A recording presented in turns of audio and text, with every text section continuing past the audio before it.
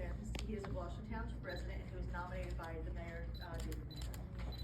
The reason he was nominated is he performs a lot at Gloucester Township events, and he has much more talent than I do, obviously, because he plays guitar, keyboard, and bass.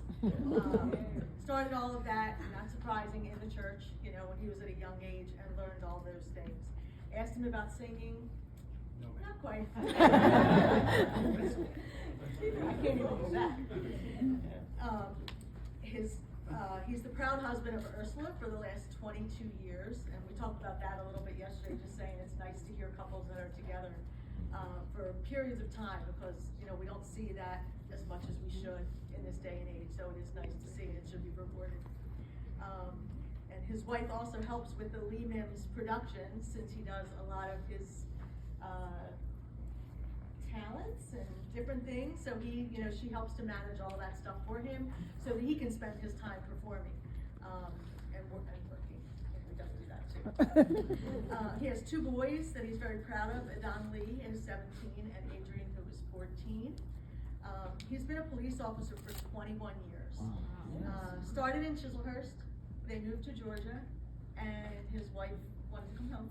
So needless to say, they're home. And he's back at the Chislehurst department. And he does community police officer and the former DARE officer there. Using those skills and talents with community police officering, he uses those abilities with his neighborhood, which is in Brittany Woods, and he helps with the neighbors, the elderly, the young, anyone that might need help, with anything at all, he's helping with. In his nomination, it said basically he's giving kids advice for bullying, helping with lost pets that are out there. And even being an extra basketball player, when you need to even out the teams, you need one more player, there's someone available to help out. And he comes to lend a helping hand with whatever might be needed, and sometimes it's just lending an ear, to be that person to listen when someone needs to talk. He performs at a lot of different Gloucester Township events, mainly the farmers market. Recently, the GT Juneteenth celebration. He can also be spotted at the farmers market selling his books, because he is the author of 2 different books also.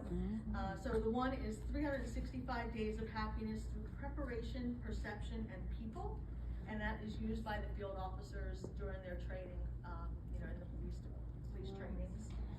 They also utilize his second book, which is The Voice Behind the Badge, which deals with the challenges of being a Black officer in current times. So he's able to take his experience and encounters over the last however many years to help others and help them hopefully learn it maybe sooner than he got to learn it, because someone can teach it to them a little sooner and they can learn those things and use that in their everyday life.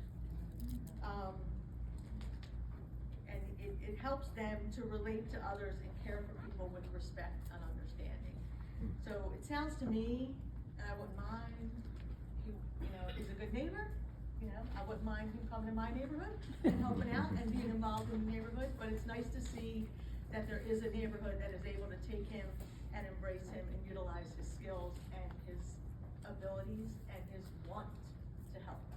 So I congratulate him, and I'm honored to be able to give him this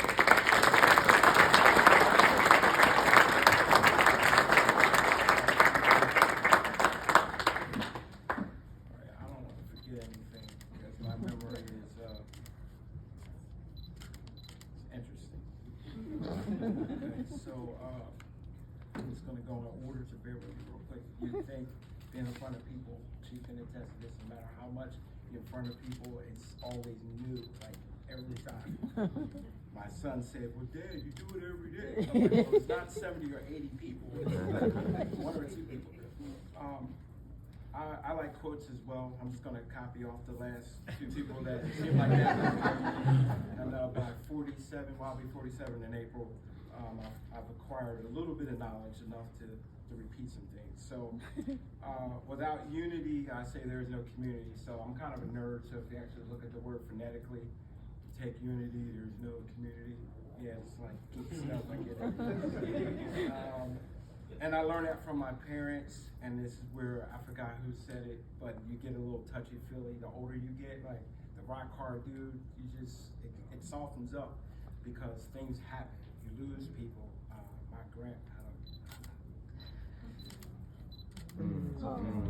So right. grandmother is gone. Probably one of the most influential. My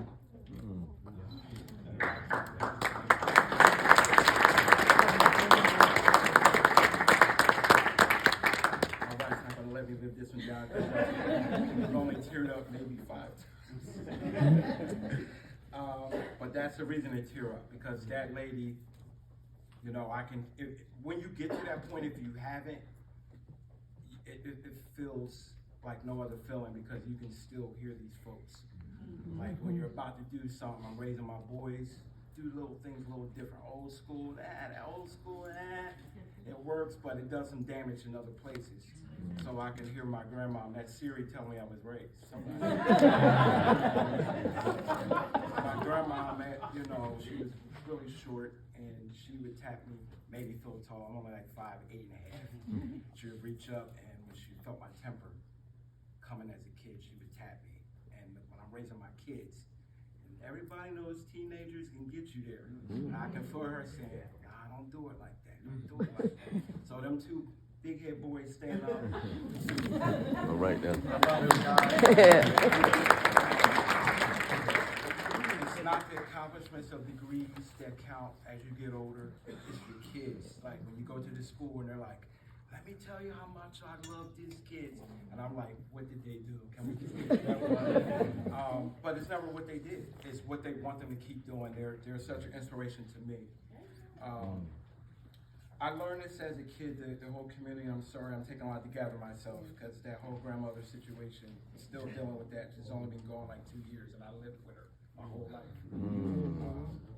So as a child, I ran into a bad experience, and for law enforcement. And you know, this is not about law enforcement, but Chief can attest to this, and the New Yorker can attest to this too. The job chooses you. The guys that you see in the news, they went after that job. But for those of us that this chose us, we love everybody. We want to help everybody. Like, I literally almost came in here with my off-duty weapon, and I was like, everybody should be good. I'm not needed. But Chief, you get it. New Yorker, you get it. It's like it never stops when I'm out in the neighborhood. It's not the flex, sergeant. I don't care about none of that. Are you okay, sir? Are you okay, ma'am? Can I help you? And that's what I got from my grandma, and that's why I'm feeling some type of way today. I didn't think I would. I thought I was great, but apparently not. As Gandhi said, be the change that you want to see. So I remember I had that pivotal moment in my teenage years, and this is going to my sons and whoever else want to listen, but them two, hey, should be listening. I had a chance to be bitter, or I had a chance to be better. And I chose the latter of the road. We're all going to come up against some things in our life, and we have to overlook some of the foolishness to get to the greater parts. This led to my career in educational law enforcement. The music I play, the more fun stuff, the music I play is entitled Soulful Instrumentals. I'm not specific to a genre, and if you look in the left part of your program, which is weird, that was already there, we talk about different factions and different genres affected. And I took that along with my wife. I love her to death. She said, "Listen, go out here and do what you do." And I was like, "Well, nobody's going to want to hear soulful instrumentals. Most people want to pigeonhole you, like you're pop or you're jazz or you're gospel or but I'm everything. All of us are everything that we listen to, everything that we take in. So that's what I do, and I was allowed to do that at Harlem Park. And that happened by accident. I came over to this building to ask, could I get in the gazebo for $60? And then I ended up meeting Andrea, and then somehow I landed at Harlem Park and a few other towns around here. I'm thankful to my sons mostly also for inspiring me to be better, as well as my wife. And my other person, she don't like to be seen or heard. She probably buried her head, but that's my mother-in-law. She's the rock. She'll tell you, "Yo, you can do it. Just get out there and do it." I'm telling her back there in the back, "Man, I might have to go to the bathroom. I'm nervous." She's like, "Better get up there." So I'm almost 50, and she's still telling me what to do. I just want to thank everybody for this time. This is very awesome. And although I say things with levity, this is a very serious moment, and I appreciate it. Thank you, guys. All right now.